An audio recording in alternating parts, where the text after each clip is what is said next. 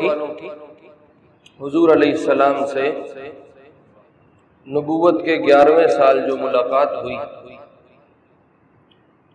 وہ 11واں بھی گزرا، پھر 12ویں سال دوبارہ ملاقات ہوئی جس میں 12 افراد یثرب سے آئے تھے اور انہوں نے عقبہ میں ایک گھاٹی میں بیعت کی تھی اور ملاقات کر کے وعدہ کیا تھا جینے مرنے کا، اور آپ سے ایک شخص کو لے کے گئے تھے جنہوں نے مدینہ میں جا کے ان کو دین سکھایا، مصعب بن عمیر رضی اللہ عنہ۔ اب مدینہ میں خوب اسلام پھیل چکا اور تقریباً تمام قبیلے یا اکثریت لوگوں کی مسلمان ہو چکی، سوائے یہود کے۔ یہود مسلمان نہیں ہوئے، جو مشرکین مدینہ میں اور یثرب میں آباد تھے وہ ان کا اکثر حصہ مسلمان۔ ایک بنو عبد الاشہل رکے ہوئے تھے جن کا میں نے قصہ پچھلے جمعے پہ عرض کیا تھا، سعد بن معاذ کے اسلام لانے پہ وہ سب بھی مسلمان رضی اللہ عنہ۔ اب مدینہ میں یہ بات چل پڑی کہ ہم کب تک اللہ کے رسول کو یوں مکے میں چھوڑے رکھیں گے کہ ان کو وہاں کے لوگ تنگ کرتے ہیں، تکلیفیں دیتے ہیں، وہ وہاں پریشان ہیں، مارے مارے پھر رہے ہیں، کبھی کسی سے پناہ مانگتے ہیں، کبھی کسی سے پناہ مانگتے ہیں، کیوں نہ ہم ان کو اپنے پاس یہاں مدینہ میں لیں۔ یہ بات چلتے چلتے چلتے مضبوط ہوتی گئی یہاں تک کہ ان کا مشورہ ہو گیا کہ اس سال ہم حج پہ جائیں گے اور اللہ کے رسول کو واپس یہاں مدینہ لے کے آئیں گے، خود ہم واپس نہیں آئیں گے جب تک اللہ کا نبی ہمارے ساتھ نہیں آئے۔ یہ آپس میں مشورہ پکا ہو گیا اور 13ویں سال نبوت کے 13ویں سال، مکے میں 13 سال کی زندگی گزری ہے آپ کی نبوت کے بعد، 13ویں سال مدینہ سے 70 یا 75 افراد، روایات کا اختلاف ہے، کو 72 کہتے ہیں، کو 73 کہتے ہیں، کو 75 کہتے ہیں، 70 یا 75 افراد جن میں 2 خواتین ہیں اور باقی مرد ہیں۔ 70 مرد تھے اور 2 عورتیں تو 72 ہو گئے، اور یا 73 مرد تھے 2 عورتیں تو 75 ہو گئے، اس ترتیب 2 عورتیں ہیں اور 70 یا 73 افراد ہیں مرد۔ ان کا ایک قافلہ یثرب سے مکے حج کے لیے گیا اور یہ اس ارادے سے گئے کہ ہم رسول اللہ صلی اللہ علیہ وسلم کو مکے سے لے کے آئیں گے، وہاں پریشان ہیں اور ہم کب تک یوں دیکھتے رہیں گے کہ اللہ کا نبی وہاں پریشان ہے اور ہم یہاں بیٹھے آپ کے لیے پریشان ہیں۔ یہ لوگ پہنچے مکے اور انہوں نے خفیتاً حضور کو پیغام بھیجا علیہ السلام کہ ہمارا اتنا قافلہ آیا ہوا ہے اور ہم آپ سے ملاقات کرنا چاہتے ہیں۔ یہ جو 70 یا 73 افراد ہیں مرد، ان میں 12 تو وہی ہیں جو پچھلے سال آئے تھے، جو 12ویں نبوی میں ملاقات کر کے جا چکے ہیں ایک دفعہ اور بیعت کر کے جا چکے ہیں، اور باقی افراد نئے تھے۔ اور یہ اکثر افراد خزرج کے تھے، قبیلہ خزرج، جو انصار کا قبیلہ خزرج کے زیادہ تھے، اور اوس کے 12 افراد تھے، جو دوسرا ان کا چچیرا خاندان تھا اوس، اس کے 12 افراد، اور 2 عورتیں ہیں، ام عمارہ نصیبہ رضی اللہ عنہا ایک صحابی ہے، اور ام منع اسماء بنت عمرو رضی اللہ عنہا یہ دوسری صحابی ہے۔ یہ جو نصیبہ ہیں، نصیبہ جو جن کا میں نے پہلے نام لیا، ام عمارہ ان کو کہتے تھے، ام عمارہ، یہ آپ کے ساتھ بدر سے لے کے آخر تک ساری جنگوں میں شریک رہے، اپنے بیٹوں کو لے کے شریک ہوتے، اپنے خامند سمیت شریک ہوتے۔ ان کے ایک بیٹے ہیں حبیب، 2 ہی بیٹے تھے، ایک حبیب ہے ایک عبداللہ ہے، یہ ام عمارہ کے 2 بیٹے تھے۔ حبیب جو ہیں ان کو حضور علیہ السلام کی وفات کے بعد یمامہ میں جو لشکر آپ نے خود روانہ کیا تھا مسیلمہ کذاب کے خلاف لڑنے کے لیے، یہ حبیب اس میں بھی شامل ہے۔ ان کو مسیلمہ نے وہاں پکڑ لیا اور پکڑ کے ان کو باندھ کے قید کر دیا۔ روزانہ اس سے پوچھتا تھا حبیب سے، یہ مسلمہ آ کے پوچھتا تھا ابھی بھی گواہی دیتے ہو کہ محمد اللہ کے رسول؟ تو فرماتے تھے ہاں میں اب بھی گواہی دیتا ہوں کہ محمد اللہ کے رسول۔ پھر وہ کہتا تھا اب یہ بھی گواہی دیتے ہو کہ میں بھی اللہ کا رسول ہوں؟ تو فرماتے تھے یہ گواہی بالکل نہیں دیتا کہ تو اللہ کا رسول۔ تو اس پہ وہ حبیب کے جسم کے اعضاء میں سے ایک عضو کاٹتا، زندہ ایک عضو کاٹتا۔ اگلے دن پھر اگلا سوال، کیا محمد کو نبی مانتے ہو؟ مجھے رسول مانتے ہو؟ کہتے بالکل نہیں مانتے۔ تو اگلا عضو کٹتا، پھر تیسرا کٹا، پھر چوتھا کٹا، پھر پانچواں کٹا، یہاں تک کہ ان اعضاء کے کٹتے کٹتے حبیب جاں بحق اللہ کے پاس۔ لوگوں نے یوں جانے لگائی، ہم پہ ہلکا سا کوئی آئے ہم کہتے ہیں مولوی صاحب کو گنجائش نکال، ہمیں گنجائش دے دو، ہمیں رخصت دو۔ لوگ کنگھیوں سے ادھڑ گئے، لوہے کی کنگھیوں سے ادھیڑ دیے، بوٹی بوٹی کر کے کاٹ دیے گئے، پر اللہ رسول کو انہوں نے کوئی رخصت نہیں مانگی کہ ہمیں کچھ تھوڑی سی گنجائش دے۔ اب تو وہ اکبر الہ آبادی نے کہا ہے نا، کیا کہیں احباب کیا کار نمایاں کر گئے۔ اب کی جو مخلوق ہے ہم لوگ، کیا کہیں احباب کیا کار نمایاں کر گئے۔ بی اے کیا، نوکر ہوئے، پینشن ملی اور مر گئے، بس یہ کہانی ہے۔ بی اے کیا، نوکر ہوئے، پینشن ملی، مر گئے، ہماری یہ کہانی۔ بوٹی بوٹی وہ بندہ کٹا ہے، پر اس نے کبھی منہ پہ یہ نہیں کہا کہ ایک دفعہ میں اپنی جان بچا لوں، بعد میں توبہ ہو جائے گی، بعد چ قضا ہو جائے گی۔ مولوی صاحب کیوں ایڈی سختی کرتے؟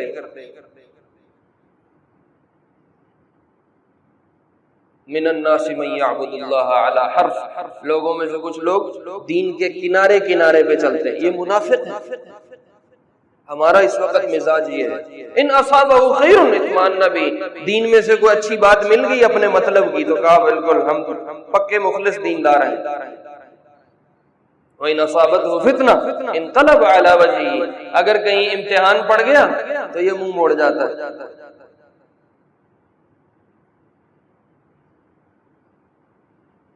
امتحانوں میں ہی تو پتہ چلتا ہے کہ کون کتنے پانی میں۔ ہاں تو ان 73 یا 75 افراد نے آپ کو پیغام بھیجا کہ ہم آپ سے ملاقات کے لیے آئے ہیں۔ آپ نے ان کو کہا ابھی حج کرو، جب حج کے دن گزر جائیں گے تو ایام تشریق میں، ایام تشریق کا تو پتہ ہے 9 ذی الحج سے 13 ذی الحج تک، 9 ذی الحج اور 10 ذی الحج حج کے افعال ہوتے ہیں۔ 10ویں ذی الحج کو قربانی کے دن حاجی قربانی کر کے فارغ ہو جاتے ہیں۔ اس کے بعد جو دن ہیں یہ ایام تشریق میں شامل ہیں، جن میں ہم تکبیرات تشریق پڑھتے ہیں۔ آپ نے کہا حج سے فارغ ہو لو، ایام تشریق میں میں تم سے ملاقات کروں گا اور اسی گھاٹی میں ملوں گا جہاں پچھلے سال ملاقات کی، لیکن حالات موافق نہیں ہیں اس لیے کسی کو خبر نہ ہونے دیں۔ کہا جی بالکل ٹھیک۔ حج سے فارغ ہوئے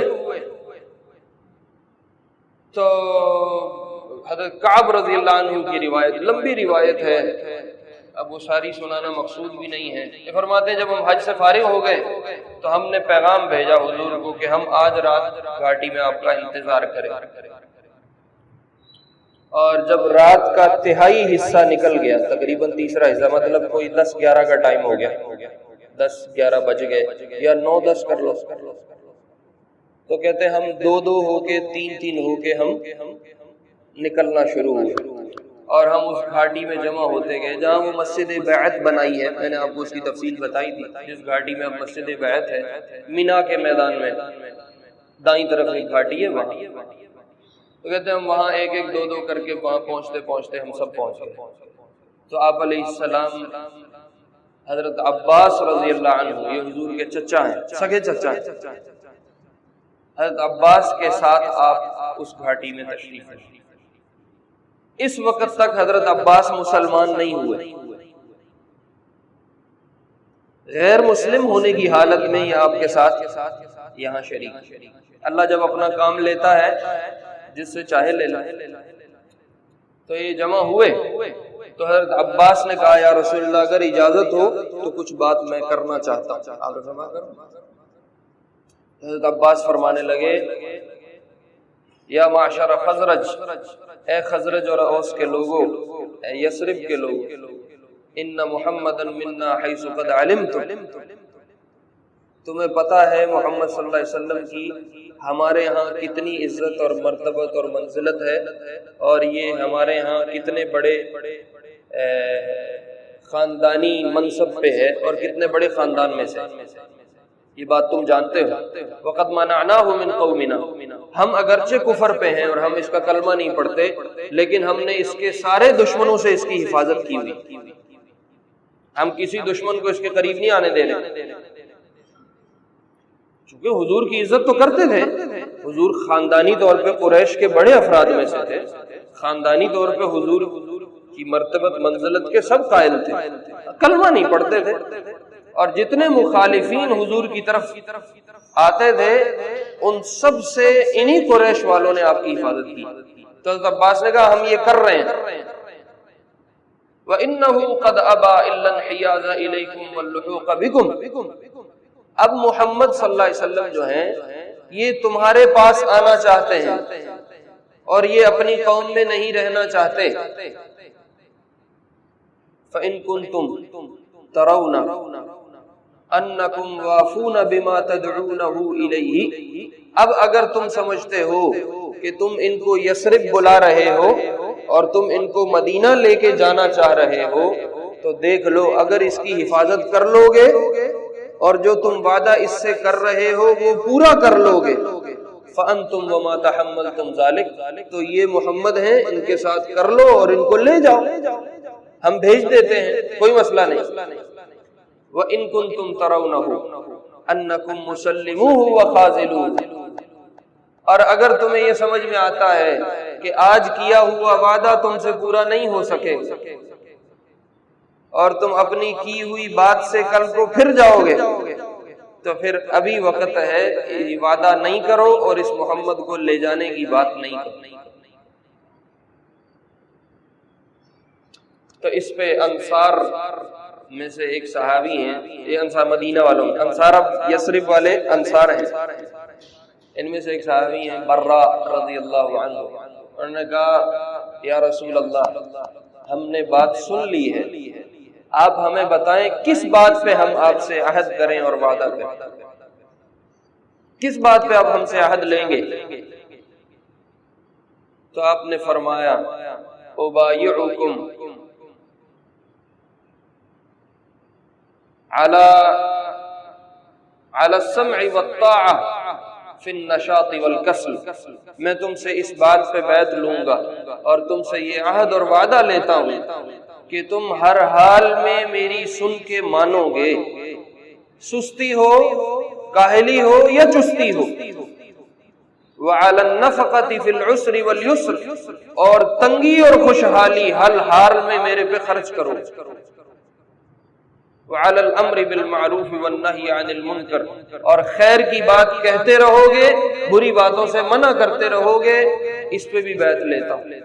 وعلی ان تقوموا فی اللہ ولا تأخذکم فیہ لومۃ لائم، اور اللہ کے معاملے میں تم کھڑے رہو گے اور لوگوں کی ملامت کی پرواہ نہیں کرو. وعلی ان تنصرونی اذا قدمت الیکم، اور اس بات پہ تم سے وعدہ لوں گا کہ کل جب میں مکے سے مدینہ تمہارے پاس آؤں گا تو تم میری مدد کرو. وَتَمْنَعُونِي مِمَّا تَمْنَعُونَ مِنْهُ أَنفُسَكُمْ وَأَبْنَاءَكُمْ وَأَزْوَاجَكُمْ، اور تم میری بھی ان ساری چیزوں سے حفاظت کرو گے، یا میرے ساتھ آنے والے جو مہاجر ہوں گے ان کی بھی حفاظت کرو گے جیسے تم اپنے بیوی بچوں کی حفاظت کرتے ہو یا اپنی جانوں کی حفاظت کرتے ہو.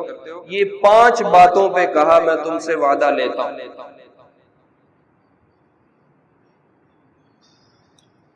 تو انصار نے کہا سمعنا قولک، ہم نے آپ کی بات سن لی.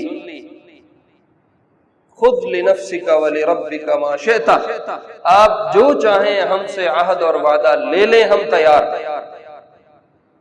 تو عبداللہ بن رواحہ رضی اللہ عنہ بڑے صحابی ہیں، موتا میں شہید ہوئے، کہ ان کا تفصیلی قصہ آیا تو پھر ذکر کروں گا۔ عبداللہ بن رواحہ نے برہ کا ہاتھ پکڑ لیا، برہ رضی اللہ عنہ کا ہاتھ پکڑ لیا۔ ہاں ایک منٹ ٹھہرو، یا رسول اللہ آپ ہمیں یہ بتائیں، اگر ہم آپ سے ان 5 باتوں پر وعدہ کر لیں گے تو ہمیں کیا ملے گا؟ ہم وعدہ تو آپ سے کر لیتے ہیں، لیکن کوئی سودا کو ڈیل تے بناؤ نا، ہم وعدہ کر رہے ہیں آپ کے ساتھ، ہمیں بدلے میں کیا ملے گا؟ آپ نے فرمایا لکم الجنہ، تمہارے لیے جنت۔ تو اسعد بن زرارہ رضی اللہ عنہ ایک صحابی، انہوں نے ہاتھ آگے کر دیا اور آپ کا ہاتھ پکڑ لیا، کہا رسول اللہ سب سے پہلے میں ان 5 باتوں پہ آپ کے ہاتھ پہ بیعت کرتا ہوں اور وعدہ کرتا ہوں۔ بیعت کا مطلب ہوتا ہے سودا کر لینا، کچھ دے دینا کچھ لے لینا، اس کو عربی میں بیع کہتے ہیں، خرید و فروخت۔ بیعت میں کیا ہوتا ہے؟ اپنی جان اپنے مال کا اللہ رسول سے وعدہ کر لینا اور بدلے میں جنت لے لینا۔ سودے میں یہی ہوتا ہے نا، کچھ دے دو اور کچھ بدلے میں لے لو۔ اپنی جان اپنا مال اللہ اور رسول کو دے دینا اور بدلے میں اللہ اور رسول سے جنت لے لینا۔ جب یہ بیعت ہو گئی تو اللہ نے قرآن میں آیات نازل فرمائی، ان اللہ اشترى من المؤمنین انفسهم واموالهم بان لهم الجنہ، اللہ نے ایمان والوں سے ان کی جانیں بھی خرید لی ہیں اور ان کے مال بھی خرید لیے ہیں اور بدلے میں ان کے لیے جنت رکھ لی۔ آپ فرمایا کرتے تھے جنت میں ایک بازار لگے گا، جنت میں ایک بازار لگے گا اور جنتیوں سے کہا جائے گا اس بازار سے جو خریدنا چاہتے ہو خرید لو۔ تو خود بخود ذہنوں میں سوال آیا کہ وہاں کرنسی کون سی ہوگی؟ مطلب کچھ خریدنا ہے تو یہاں پیسے دیتے ہیں، وہاں ہم کیا دیں گے؟ تو آپ نے فرمایا وہاں بدل کی ضرورت نہیں ہے، اللہ نے تم سے پہلے ہی خرید و فروخت کر چکے ہیں، اور اشترى من المؤمنین انفسهم واموالهم بان لهم الجنہ، اللہ نے تمہاری جانوں کو اور تمہارے مالوں کو ان چیزوں کا بدل پہلے سے کر دیا ہے، اور وہ چیزیں اب تمہارے لیے بالکل فری ہیں۔ ڈیوٹی فری ہوتی ہیں، ایئرپورٹس پہ دکانیں بنی، اوپر لکھا ہوتا ہے ڈیوٹی فری، یہاں کوئی ٹیکس نہیں، تو وہاں کوئی قیمت نہیں، وہ بازار مفت کا بازار ہے، جو خریدو وہ تمہارا ہے۔ اور قیمت کیا ہے؟ تمہارے جان اور تمہارے مال جو تم نے دنیا میں اللہ رسول کے نام کر دیے، وہ اس کی قیمت۔ اللہ اکبر کبیرہ۔ ابو الہیثم مالک بن تیہان رضی اللہ عنہ ایک صحابی، یہ بھی ان میں شریک تھے، انہوں نے کہا یا رسول اللہ ایک بات آپ سے پوچھنی۔ آپ نے کہا پوچھو۔ کہا آج ہم آپ کے ساتھ یہ وعدہ کر رہے ہیں کہ ہم آپ کی حفاظت کریں گے، جیسے ہم اپنے بیوی بچوں کی کرتے ہیں اس طرح کریں گے، اور ہم آپ کا ہر طرح ساتھ دیں گے، لیکن بات یہ ہے کہ ہمارے یثرب میں یہود کے ساتھ بڑے اچھے تعلقات ہیں، اگر ہم آپ سے وعدہ کر لیتے ہیں اور آپ کو وہاں لے جاتے ہیں تو یہودیوں کا اور ہمارا تعلق ختم ہو جائے گا، اب ہم ان سے بھی اپنی بگاڑ لیں گے، اور سارا عرب عجم پہلے ہی آپ کے خلاف ہے، ان سے بھی ہماری بگڑ جائے گی۔ اب یہ بتاؤ اگر کہیں اللہ آپ کو غلبہ دیتے ہیں اور آپ کی مدد کرتے ہیں اور آپ کو فتح مل جاتی ہے، آپ ہمیں چھوڑ کے کہیں چلے تو نہیں جاؤ؟ تو آپ ایک دم مسکرائے اور آپ نے فرمایا الدم الدم، میرا خون تمہارا خون ایک ہے، الحدم الحدم، میری موت تمہاری موت اب ایک ہے، انا منکم وانتم منی، آج کے بعد میں تم میں سے ہوں اور تم مجھ میں سے ہو، احارب من حاربتم، جس سے تمہاری لڑائی ہے اس سے میری بھی لڑائی ہے، واسالم من سالمتم، جس سے تمہاری صلح ہے اس سے میری بھی صلح ہے۔ آپ نے بھی یہ وعدہ فرمایا اور آپ نے اس وعدے کو پورا کیا۔ فتح مکہ کے بعد لوگوں میں یہ بات چل پڑی کہ پتہ نہیں ہن ساڈے نال واپس جانا نے یا ہن مکے رہ جانا نے۔ مدینے والے آپس میں یہ کہنے لگ گئے کہ اب تک تو جگہ نہیں تھی تو ہمارے پاس تھے، اب تو اپنا شہر فتح ہو گیا ہے، ممکن ہے ہمارے ساتھ نہیں جائیں۔ آپ کو اطلاع پہنچی تو آپ نے سب کو جمع کیا، آپ نے کہا مجھے اپنا وعدہ یاد ہے، میری موت میرا مرنا جینا تمہارے ساتھ ہو، اور ایسا پورا کیا کہ آج قبر بھی مدینہ میں، اپنے وعدے کو یوں نبھایا ہے۔ یہ جو روضہ ہے، حضرت عائشہ کا حجرہ ہے جہاں آپ کا مدفن اور قبر ہے، یہ انصار کے گھر تھے سارے۔ حضور تو مکے سے آئے، یہاں کے نہیں تھے، دفن بھی یہی ہوئے، موت بھی یہی، انتقال بھی یہی، اپنا وعدہ پورا کیا۔ تو حضرت عباس بن عبادہ رضی اللہ عنہ انہی میں سے ایک صحابی، انہوں نے کہا یا رسول اللہ ہم نے بیعت کر لی، ہم نے آپ سے سودا کر لیا، اور اپنی قوم کو کہنے لگے ابھی بھی وقت ہے، اگر چلا لو گے اس وعدے کو تو آج کر کے جاؤ، اور اگر کل کو رسوا کرنا ہے اور اپنے وعدے سے پھرنا ہے اور چھوڑ جانا ہے تو ابھی نہ کر جاؤ، کل کی رسوائی بہت بڑی رسوائی ہوگی، کل کو اپنے وعدے سے پھر جانا بہت بڑی ناکامی ہوگی، ابھی وقت ہے کر کے جاؤ۔ کہا وعدہ ہم کر چکے ہیں، جو زبان دے دی ہے ساری دنیا بھی امٹ آیا ہم اپنے رسول کو نہیں چھوڑیں۔ یہ وہ بیعت ہے 13ویں سال کی جو بنیاد بنی حضور کا مکہ چھوڑ کے مدینہ جانے کا۔ اس بیعت کو بیعت عقبہ ثانیہ کہتے ہیں، جو 12 لوگوں نے کی تھی وہ بیعت عقبہ اولیٰ ہے، اور یہ جو 73 یا 75 افراد نے کی تھی یہ بیعت عقبہ ثانیہ ہے۔ اس بیعت کی بنیاد پہ پھر آپ نے مکہ سے مدینہ ہجرت کی ہے، اور اپنے صحابہ کو اجازت دی کہ تم ہجرت کر جاؤ، پھر کوئی 1 جا رہا ہے، کوئی 5 جا رہے ہیں، کوئی 6 جا رہے ہیں، کوئی 8 جا رہے ہیں، کوئی 10 جا رہے ہیں، جس کا جب وقت بنتا گیا، جیسے جیسے فرصت ہوتی گئی وہ اپنے معاملات سمیٹ کے وہاں سے مدینہ کو جاتا گیا، یہاں تک کہ حضور اور حضرت ابو بکر انتظار میں تھے، چونکہ آپ کو پتا تھا جب تک مجھے اللہ کا حکم نہیں ہوگا میں نہیں جا سکتا۔ حضرت ابو بکر نے کئی دفعہ ارادہ کیا کہ میں جاتا ہوں، تو جبریل آ کے منع کر دیتے تھے کہ ابھی ابو بکر کو اجازت نہیں ہے، ابھی ان کو روک کے رکھو، یہ آپ کے ساتھ جائیں۔ اللہ نے انتخاب کیا تھا ابو بکر کا کہ ہجرت کے سفر میں یہ حضور کے ساتھ ہوں گے۔ حضرت ابو بکر نے پہلے سے 2 اونٹنیاں پال کے رکھی ہوئی تھی، ان کو کھلاتے تھے کہ جب ہمیں ہجرت کا موقع ملے گا تو میں ان پہ سفر کر کے مدینہ جاؤں گا اور ساتھ حضور کو بھی لے کے جاؤں گا۔ وہ نیت دل میں تھی تو اللہ نے اس کو سامنے رکھا اور کہا ابو بکر آپ کے ساتھ جائیں۔ پھر آگے ہجرت کا قصہ ہے، وہ لمبا ہے، انشاءاللہ اگلے جمعے سے ہم ہجرت کو شروع کریں گے۔ یوں میرے عزیزو یہ ایک دین ہم تک پہنچا ہے اتنی قربانیوں سے اور اتنی حالات کی مخالفت سے اور اتنا الٹے دھارے میں بہتے ہوئے صحابہ نے ہم تک قربانیوں سے اس دین کو پہنچایا ہے۔ اللہ رب العزت ہمیں اپنے اس دین